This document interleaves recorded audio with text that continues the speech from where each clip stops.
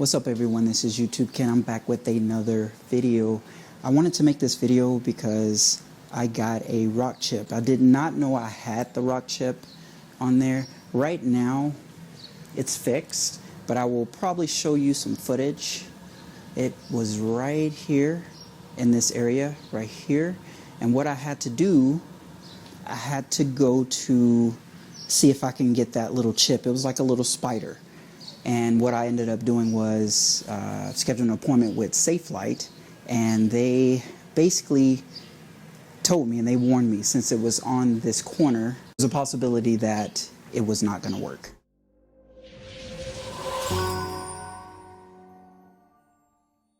So what I ended up doing is going there for the appointment, and it ran. And I'll show you also some footage of that. It pretty much immediately ran there. He had my car in there for about 2 minutes, literally. Probably not even that. Came back out. And so what I had to do was go through my insurance. I have the windshield insurance. Thank God it was really no kind of deductible or anything like that. But that's what I ended up doing. And I contacted Tesla, and they gave me an approved dealer that they use, and it all worked out very fine. I wanted to really make this video just in case someone has had this problem or in the future have this problem. What ended up happening, I didn't have to schedule an appointment through the Tesla app or anything like that, but what I ended up having to do, go through my insurance, told them who I was going to use. They preferred certain places, but you can pick your own, of course. I don't know if all insurances are like that. But after that, then I got an appointment booked through my Tesla app. So what happened was I talked to the company that was going to do the windshield repair that Tesla recommended. Once they got the approval from my insurance company, that's when they contacted Tesla. They set up the appointment time, and everything was fine from that.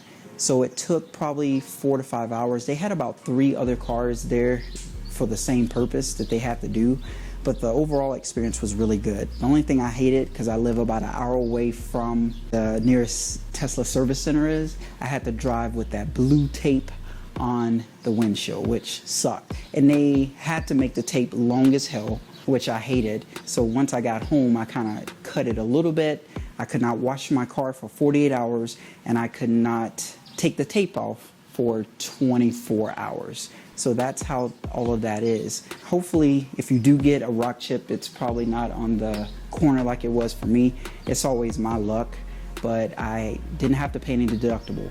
If you've been following me for a long time, you know when I picked up my Tesla, I got the ceramic coating, the paint protection film, and the tinting of the glass.